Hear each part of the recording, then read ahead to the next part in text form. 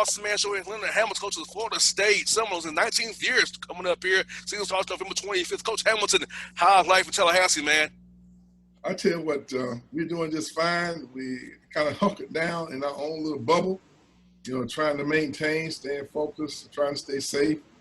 Our guys are very disciplined, and it seems as though we're in a pretty good place now. So I'm glad and proud that our guys seem to be focused, and we hope we can stay that way. Coach, I'm going to take you back some time, man. I went to Tennessee State University off the air. I'm a TSU Tiger from Nashville, man. So tell us about your time at UT Martin, one of the rivals. Back then it was the Pacers, not the Skyhawks. But tell us about your time in Martin, Tennessee, and how that was then transition to be at Austin Peay. Assistant coach at Austin Peay right after you got through playing at UT Martin there. Well, that was a unique experience for me because I was the first black basketball player to play at UT Martin. In those days, it was somewhat challenging. I went through the era in segregation, and during that time, I was always integrating just about everywhere I went. And so there were some bumps in the road, but I really, really cherished those experiences that I enjoyed at UT Martin. And I thought that the way we conducted ourselves there opened up some more doors for people who look like us. But with each one of those challenges that I had to overcome, I think it made me a stronger person, created a philosophy that I think I still stick with today. So, I really enjoyed it. I thought it was good for me. It's interesting how God will put you in situations where they say he won't give you more than you can bear. But I think I was good for that situation, and I also think that situation was very good for me. Yes, Coach. How was it playing those days, man? Being only black ball player at UT Martin, and Martin's a very small town, for Tennessee. Not very many people like us out in Martin. So how was it for you trying to adjust and be out there and be who you are, true to who you are, and know the goals you had in mind out there? Well, my goals were consistent when I got there. I knew it was important that I get my degree because it was important for me to set the table for my brothers and my sister. And obviously, I was the first person to go to college out of my family. And in order for me, it was important that I got my degree because my mother and father always told me. Alert from updates ready to install. Sorry about that. I got to cut the computer off. But my mother went to the 7th grade. My father went to the 9th grade. And they always felt that they had a ceiling where they could not progress past a certain level. And so they was always on me about getting my education so I could have a better way of life. And I also felt the stress and the pressure of getting my degree so that I could set the table for my brother. So once I graduated from UT Martin and went to Austin Peay, I adopted my brother Willie, and he got to college, and he went to college. He married a girl he went to college with, and both his kids went to college. I adopted my brother Barry. He went to college. I didn't adopt my brother John, but because he was too old, but he went to college. His kids go to college, and they married somebody who went to college. In other words, I adopted my sister Pam. She goes to college, and her kids go to school. So it changed the whole culture of a family. So having an opportunity to get away from North Carolina, get out on my own, get focused, and try to accomplish something in an isolated situation like what UT Martin was for me, it was challenging, but I thought it's what I needed. And I thought it really helped my entire family, the fact that I was able to go and take that first step. Coach, I feel you, man, because, for me, I'm my grandmother's first grandchild to graduate from college from TSU. So I know what that means. So now kids behind me see, well, JR he got him a master's degree as well, and he has a radio job. So we can do it too. So I feel like, me going to college, getting my 2 degrees, it will help my family down the road grow and keep that chain, like you said, Coach, keep that chain going, give people understand, hey, the college degree is very important to us to be successful in our lives as black people in this world as we matriculate from 2020 onwards. Well, it was back in those days, prior to me going to UT Martin, an era before integration, drank using the colored water fountain, the colored bathroom, in many ways having to sit up in the balcony and not being able to go to the movies that you wanted to, not eating in certain restaurants. You developed a certain mindset that you want a better way of life for yourself and for your family. And so it didn't really matter what challenges that I had at UT Martin. The focus of wanting to do something that was meaningful for my family was so much greater than the obstacles and the challenges that really, be very honest with you, I didn't see them as challenges. I just saw them as bumps in the road. Yes, indeed. And Coach, you went from UC Martin, Austin P as a coach. So at what point in your career at Martin did you realize that you want to get into coaching? Well, to be very honest with you, people don't know my story, but I actually became frustrated for a moment at Austin P. I was there for 3 years, and I head coach with the kids that I was able to bring to the program. I thought I had made a major contribution. And God had given me a certain level of confidence that sometimes I look back at my career, I don't want to say it was cockiness, but I was confident. I felt that I had learned and grown, and we were having so much success. Matter of fact, if you go back and look, we played University of Kentucky from Austin P in Nashville in the NCAA regional tournament, and we lost to Kentucky 106-103, a double overtime game. So from Austin P to playing the winners program in the history of college basketball in Nashville, Tennessee, was a tremendous accomplishment for the team that went from last in the league to competing for a national title. And so, as time would have it, the head coach became very popular, and he was getting mentioned for other Power 5 type jobs. At 23, did I lose you? No, you here, Coach. I'm with you. At 23, I walked into the president's office. I can't believe I did this, and asked him, was I going to be the next head coach at Austin P if Lake Kelly got a job? And to this day, no, I wasn't 23, I was 26. At 26 years old, I walked into the president's office to ask him, if Lake Kelly gets one of these jobs, am I going to be the next head coach? Well, needless to say, there weren't very many head coaches, African-American head coaches in the country, period. And what gave me the level of confidence to walk into the president's office to ask him that, to this day, I find almost humorous, but I felt I was qualified. There was no hesitation on my part. Mm-hmm. And he told me, he said, Leonard, I hired you, and nothing would make me happier than to be the head coach at Austin P.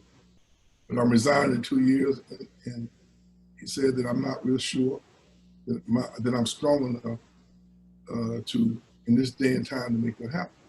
Well, what he was saying is, I interpreted, he never said I was not going to get the job because I was black, but I understood exactly what he said because I had a great relationship with the president. And I became frustrated. He told me that on Wednesday. I resigned on Thursday and moved out of my house on Friday and took a job with Dow Chemical in Charlotte, North Carolina on Monday. Wow. And now I tell that story because sometimes, that's the way the devil works. The devil created that moment of frustration in me to try to discourage me from doing what I'm doing now. Now, there's a big difference in selling chemicals and then being the head coach or being the associate coach at Kentucky, head coach at Oklahoma State, Miami, NBA, Florida State. Now, so the devil was messing with me. But I've always told people I've always had this hedge of protection around me. Even when I tried to mess up, God wouldn't let me mess up. He always just kind of nudged me back. So I go to work on Monday, and they sent me out to find an apartment Monday afternoon. John C. Smith was trying to convince me to take the head job there, and I went over there to let them know that I wasn't interested. And at lunchtime, the head coach from University of Kentucky had called the hotel looking for me. And so I called back to the hotel. My wife told me that Joe Hall, the head coach of Kentucky, had called. And I called him on the phone, and the conversation went like this. He said, Leonard, would you be interested in talking to me about a position on my staff? I said, sure, Coach. He said, how about coming in to see me on Wednesday? I said, Coach, let me call you back. He said, because I won't be back until late Tuesday afternoon. I called the airport and made my own plane reservations. And I called him back, and I told him, how about me flying in there tonight? I'll see you when you get back on Tuesday, and let's visit if that's okay with you. He said, fine. So I made my own reservation. I flew into Lexington, Kentucky on Monday night, visited with him when he got back on Tuesday. And about 3 or 4 o'clock in the afternoon after we visited, I said, Coach, you have anything else you want to talk to me about? And he says, I'm fine, Leonard, if you are. So I say, tell you 4 things. I will never get you in trouble. I'll be loyal. Nobody outwork me, and you'll have plenty of plays. I said, but if you're not going to offer me the job, I'm going back to Charlotte, if you don't mind, because I want to be the #1 chemical salesman in the country. And I got a plane and went back to Charlotte. But here, the devil was working on me because I was still hurt. I was disappointed. I mean, it was painful, the experience of knowing that I could not be the head coach at Austin Peay because I was African American. And I lost emotional control. You know, I always say in life, you have to have emotional intelligence. And sometimes in life, you get frustrated and you make those irrational decisions. And that might have been one. But God, here again, he had another plan for me. You know, he had another purpose for me to fulfill. And so the next Monday at lunch, as I was supposed to move out of my hotel into an apartment, Joel called and offered me the job during my lunch break. Where at Dow Chemical, everybody went to lunch at the same time. And I was standing across the street at Howard Johnson. I walked back, I told him, yes, I take the job. I walked across the street and said, to whom this may concern, I resign my position effective immediately. Thank you very much for the opportunity. And I jumped in my car and drove to Lexington, Kentucky. So my point to you, I'm doing what I think I'm put on earth to do. I enjoy working with young people, taking them from teenagers to young adulthood. To me, that's more important than the wins and losses. That's what you guys read about. That's what you talk about. But if all I do is win games and go to the NCAA tournament and don't take care of the kids who are looking to me for leadership, then what have I done? You know, what have I done in life? It is more important than developing husbands and fathers and neighbors and fine citizens like your friend Pierre Jordan. I'm so proud of him because he's a perfect example of a guy coming to school, getting his degree, conducting himself properly, moving on in life, and getting the most out of what God has blessed him, the talent God has blessed him with. So from that standpoint, I'm happy. I enjoy what I do. I told somebody yesterday, as long as I don't come out of the locker room and get sent on the other coach's bench by mistake, because I don't know where I am, I'm gonna hang on in here and continue. Yes, indeed, Coach. You know, I feel you, man. Like you said, Coach, I feel like it's not enough in the media to not focus on how you all as coaches help young men grow. I know for me, being around Frankie Allen, Alexander helped me in my life, in my career. Being around Coach Randy Peel, been around people like that has really inspired me, because even now they talk to me about life and how it helped me. Even if I'm not playing ball, I was radio, but still the lessons are the same. Lewis Preston. So guys, I mean, you all mean so much to us young men who play for you all and around you, because you have your parents, you have your coaches. So your coach tell you something, you don't listen to that, because coach trusts and believes in you. So if coach tells you, you're gonna do it. Well, let me ask you this: were you any good? No, not really, Coach. Hey, Coach, that's why I'm in radio, Coach. So what position did you play? I was a 5'10" guard, man, trying to make it, man. Just trying to make it. I was a shooter. I'll give you effort on defensive end. I'll try my best, Coach. Try to make my rotations, but hey, I was just trying to play hard, man, make a difference when I could. So, other words, you saying that you was a rotation support player. Yes, yeah. If you need a zone buster, a 3-4 shooter, or keep some energy effort, hey, that's me. Yeah, you kept the grade point average of the team up pretty good too, right? Yeah, most definitely. That business degree for handed, Coach. Well, you served your purpose, but you know everybody has a role, and you filled your role pretty good. Now I'm proud of you, and look where you are now. Yes, sir. Hey, Coach, sit around the games, you get to talk to guys like yourself, man, and enjoy life and cover basketball and football. So, man, Lord's blessed me, man. I found my niche in this world here. Now tell me about your format there at the station. Well, Coach, the format here is very much for a variety, Coach. You know, we have sports shows, politics shows. Mine's one sports show. So recently, I talked about politics as well. We're helping people get registered to vote here in Georgia. So we're a variety of things. We're out here in Dallas, Georgia, out here in the suburbs of Atlanta. So, man, we have a lot of things going on out here. Black-owned station out here as well, Coach. So we're trying to get our community, get people registered to vote, get people understanding about the census as well. So, man, we're trying to grow this thing, Coach, the right way. In fact, like our community the right way, Coach. Well, now tell me this: why can't y'all show a brother down in Tallahassee a little more love than what y'all showing me? I mean, you know, I've been down here 18 years. This first time you had me on the show. Now tell me what's up with that. Hey, Coach. Hey, I'll take the blame for that, man. Hey, I'm gonna make it right here going forward, Coach. Trust and believe me. We'll have you on the show as much as we need to. I'm feeling some kind of way. You know, my guy Pierre Jordan, one of my guys. You went to school in Tennessee. Martin. You know, I tried to hire Silas when not Silas, and I know Frankie very well. But my point to you is that you gotta show me a little bit more love. I do things the right way. You know, I try to represent, and you guys don't show brother no love. You know. Hey, Coach. Hey. It's today it changes, Coach. Today it changes. I guarantee you that. We'll make sure you give this show what you need to, Coach. You know, you play Georgia Tech here. I know that as well. So I know you and Josh Paz have some good battles as well, man. So I know I would see you guys come here to the Cambridge Pavilion and show the text to something real nice over there, man. Well, I tell you what, Josh is doing an outstanding job with that program. I'm very proud of what he's done, and he's right there on the cusp of making it to the NCAA tournament. Matter of fact, we played Josh the first ACC conference game. He has that little matchup zone defense, and you know, I was watching the game the other night, and we struggled with that thing here last year. You know, I'm gonna have to do a little better job. You know, I don't have those. I've got 3 guys going to get drafted in the NBA this year. Maybe I need to bring them back for that first game because, you know, they can help me out a little bit. But, you know, a lot of our players come from the Atlanta area. MJ Walker, probably our most experienced player, returned this year. We expect him to have an outstanding year. Tony Douglas, Chris Singleton, now Devin Vassell, who's going to be a lottery pick in the draft. He's from Atlanta. Some of our better players always come from that area.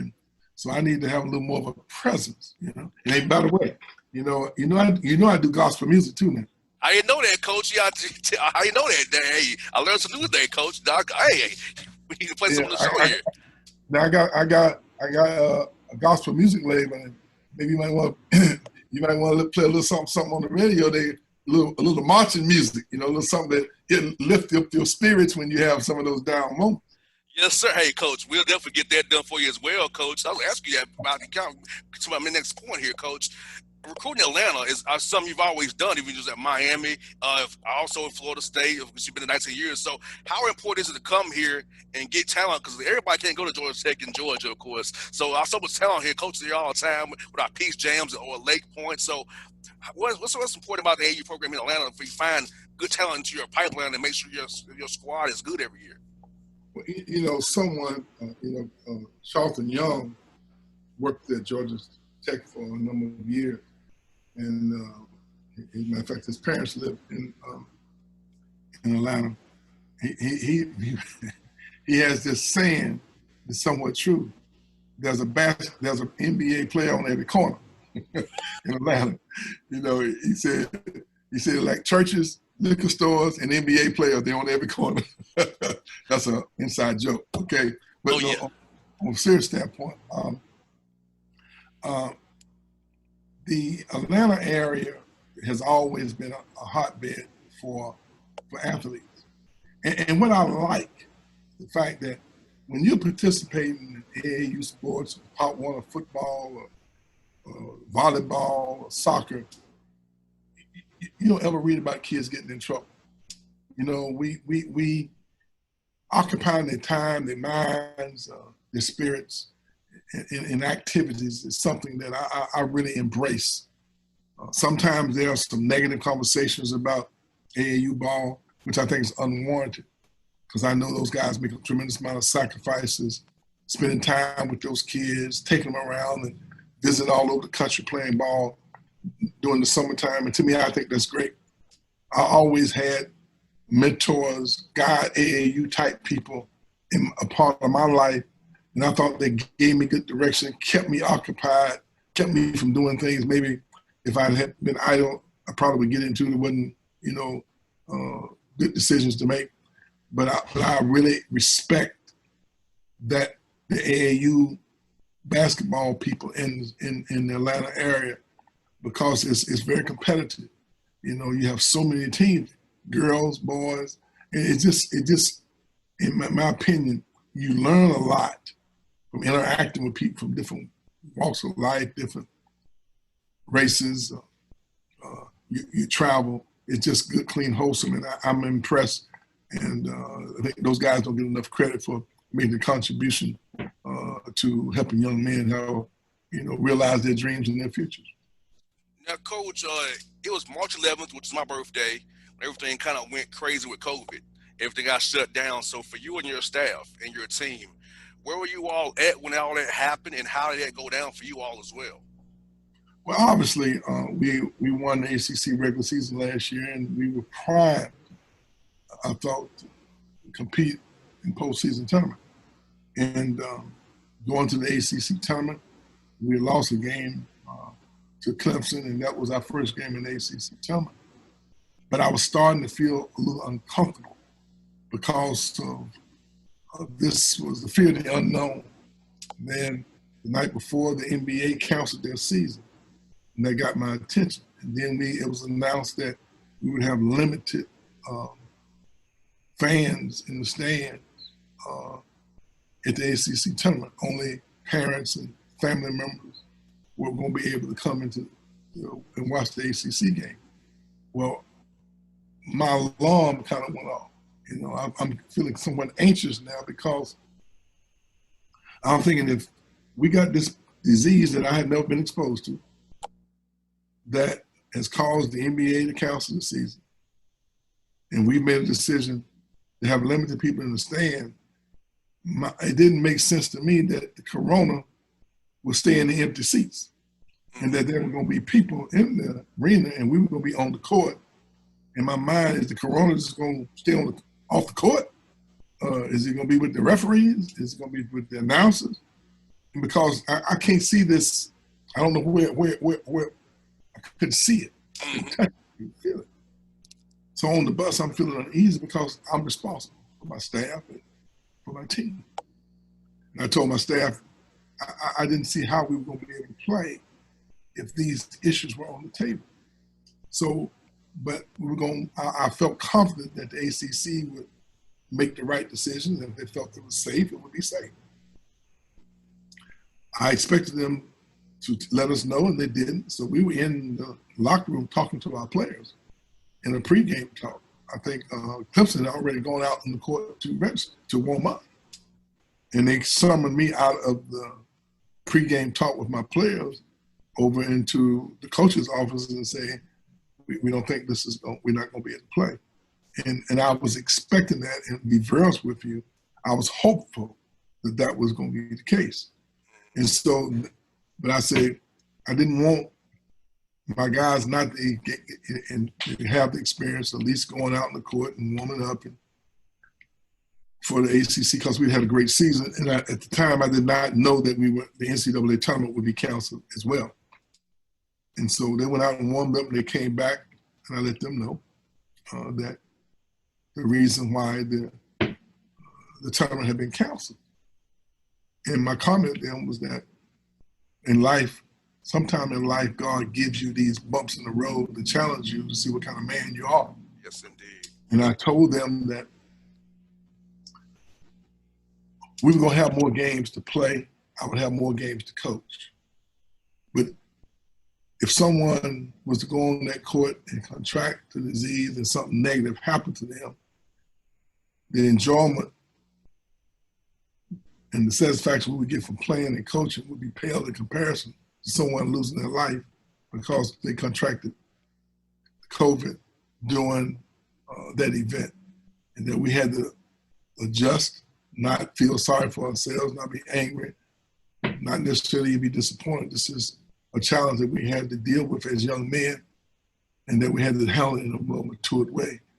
And that I wanted them to understand this was the challenge we had. So let's cherish this moment. Let's be glad that we are healthy and that we have had a great season.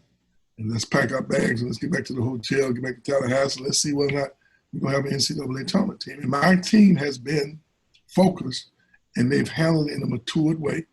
Because I think what we've tried to do is give them reasons why this is the time to grow up, mature, and adjust to challenges, this challenge in life.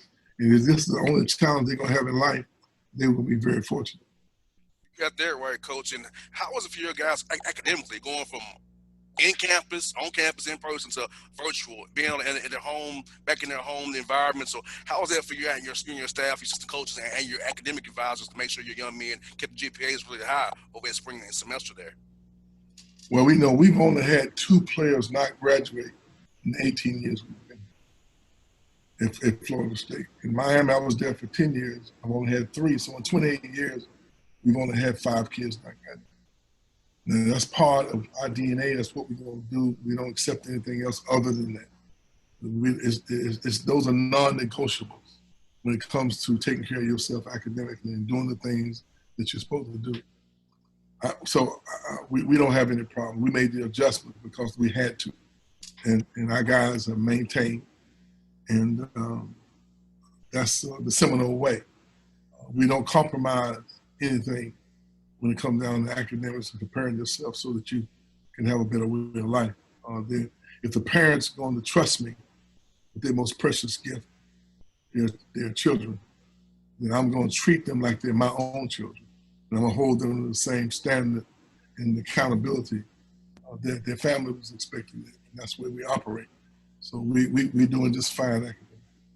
Now, Coach, for your young men, we know this summer was very bad with a lot of social justice stuff, trying to get people registered to vote, and all things going on around our country. How did you use the opportunity via the Zoom and your wisdom help your young men navigate this tough time we had this summer with the summer of social justice and this reckoning we have in our country right now? There's no question that this was a challenging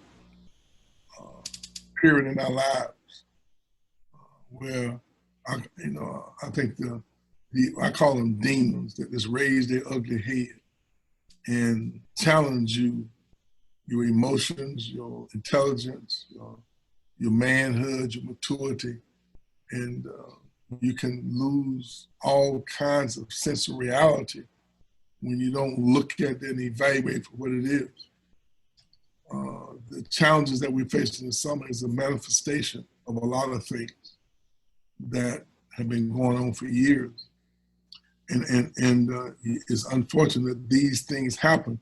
And I'm hopeful that as a result of what we've had to endure politically, that the changes have been made politically, that it has brought attention to an issue that I think we should be given more attention. We should address them in so many different ways, and hopefully we'll be better moving forward. It's easy to be angry. It's easy to be disappointed. But sometimes when you try to be rational on irrational things, yes, sir, you get disappointed. So hopefully we've all learned from the state of affairs now, and hopefully some of the negative things have been highlighted that we need to deal with. I think it's obvious, it's been on the lips of everybody. I thought our election was a mandate. It was the way it played itself out. It was obvious that America wants to change. Now, even though it was split down, it was pretty close in terms of people who stuck with our president and the president administration. And I don't ever want to get into politics. But I think that the mere fact that it's been the first time that we've we didn't have an incumbent president at least have 2 terms says a lot about where the majority of America, what they're thinking. And so I'm hopeful that as we move forward, we will eliminate some of these negative issues that we've dealt with. But they've been around for years, and they're not going away unless we come up with we all start having some serious discussions. You know, we got to have some conversations about why we're at this place, and then we got to evaluate what's best for us as a society, the best way to handle this, and how we're going to move forward and get rid of this division, this mindset of jealousy and disrespect and anger and hatred and jealousy. I just think we're better than this, and I'm hopeful that we'll start giving this more serious consideration and realize that it's not going to go away unless we make this a priority. Most definitely. I got 2 more for you, Coach. One was about Black Coaches United. I saw where Paul Hewitt, former coach at Georgia Tech here, saw this organization. You're part of it. Toby Smith is part of it. Damon Sotomayor. A lot of different guys in the business who are African Americans in this part of this organization. So talk about what you all mission is going forward, what y'all going to do for the college basketball coaches in America and your players as well. I think that we need to have an open ear. It's good that we have a lot of experienced guys in the organization that can identify. I think that we need to be an organization that, with some of the experienced guys, make ourselves available for some of the younger guys who want to be in some of these head coaching positions, to be available to be mentors and examples for them to follow. You know, mentorship is a very powerful thing that I think sometimes positive mentorship is missing sometime in our community. And we want to have a positive effect, not only on the game, but for those guys who are interested in becoming coaches and doing it the right way. And so Paul here is giving the organization tremendous leadership. I think under his direction that the organization will grow and be more instrumental in contributing to this climate that we are addressing now. So I've known Paul for a long time. He's a committed community relation guy. Not only is a good coach, and it's a great person that he'll give the organization the type of direction that it needs in order to make an impact on our society. Last one for you, Coach. What is your favorite thing to do when you come to Atlanta, Coach? You'll eat when you come here, go out to the mall. What are your favorite thing to do when you're here in Atlanta? And I was ask you, what are your favorite restaurants here in the ATL? A lot of things best to eat here. What do you love to eat here when you're in town, Coach? Well, we're all creatures of habit, okay? Yes, sir. And we won the ACC tournament in 2012 in Atlanta, and we ate at the same restaurant 3 days in a row. Wow. And the night before, we got to go for the championship game. Bernard James said, "Coach, can we eat somewhere else?" One of my favorite spots in Atlanta is Merrimack's, and on Ponce de Leon. Yes, sir. And the restaurant is one of my, because it was almost like 1,000 grandmothers got together, and they pooled their best recipes, and they put them in that kitchen over there. And every time I go to Atlanta, I try to schedule all my appointments and meetings and games around the most important thing is stopping by Merrimack's. So there are times if I have 2 meetings, I'll schedule one an early lunch and another one an early dinner, and they both be in Merrimack's. And sometimes one of the waitresses say, "Didn't I see you earlier?" I said, "Shh, don't tell anybody." No, Merrimack's has just been sold to a gentleman there in Atlanta that I'm anxious to meet. But the former owner was a Florida State graduate from down here near Wakulla, outside of Tallahassee. I didn't know that when I started going there. Matter of fact, if I remember correctly, it might have been Paul Hewitt and George Raveling that maybe took me there for my first time. That was in, I want to think 2002, maybe 2002, or spring of 2002 when I took the job at Florida State. So I've been going there ever since.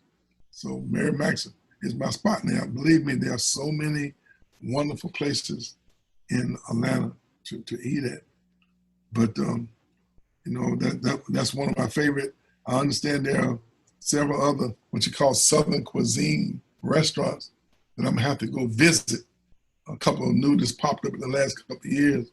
I haven't had a chance, but believe me, next time we're on the radio show, maybe I might give you a little update on some of the restaurants. I'm, you know, by being raised in the South, I'm more of a Southern cuisine type guy. Believe me, and you guys got all these fancy restaurants in there in Atlanta where you got to wear hard shoes, coats and ties. And you got to be all sophisticated. That's what I'm coming in with I'm rolling with the cornbread, the collard greens, rice and gravy, cream corn, okra and tomatoes. That's what I'm interested on. Kind of like grandma's cooking. You know, that's Coach Ham. Well, Coach, when you come to town, man, I will take you to some spots I love and show you some new spots I tend to enjoy, Coach. I would love to do that for you, man. Look like to me you haven't missed very many meals. I have not, Coach. I have not. Since I retired, you already missed me, man. And look, I can tell by your point guard shooting 5'10" guard used to be appearance that you do enjoy a good meal. See? You got that right, Coach. Hey, since I retired, Coach, hey, I don't go to the gym anymore like I used to. I let it go, man.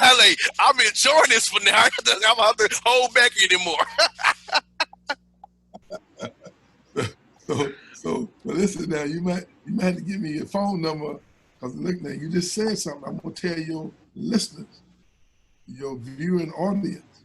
You said you're gonna take me to a couple spots now. I'm gonna hold you to that. Hey, Coach, we get off this tape, and I'm going to give you my phone number so you can have it. Hey, Coach, hey, I'm a man of my word. That's what I tell you, Coach. I'm a man of my word, Coach. I will do that. Listen, I got about 7,000 numbers in here. I'm going to put a star by yours, you know what I mean? Important, okay? Yes, indeed. Yes, indeed. Well, Coach, before you, I'm going to get your number off the air here real shortly. But, folks, it's Leonard Hamilton, the Bossman Show. It's been fun to talk to you, Coach.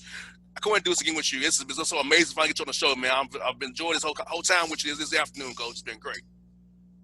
But listen, now one thing you got, my man Devin Vassell from Atlanta, y'all got to show him a little love. Now he's going to be a lottery pick, and y'all should be giving him a little love around Atlanta because he represents. Yeah, he's from Atlanta, great, came to Florida State, played well. No, not very many people knew about him. But the next 10 or 15 years, y'all need to get to know him because he's a guy from Atlanta. He's going to make y'all very proud. I sure will, Coach. Hey, Coach, you trust me. Any guests you want me on the show, Coach, I'll make that happen, Coach. You know, I am the booker here. I book the show and host it, so I can get anybody I want. If you want to want to Coach, I'll get it done for you. I'm going to repeat. I'm available 24 hours a day. And if I'm asleep, you can wake me up. Yes, indeed. Leonard Hamilton, the Bossman Show, people. Check him out. Florida State, some of those guys.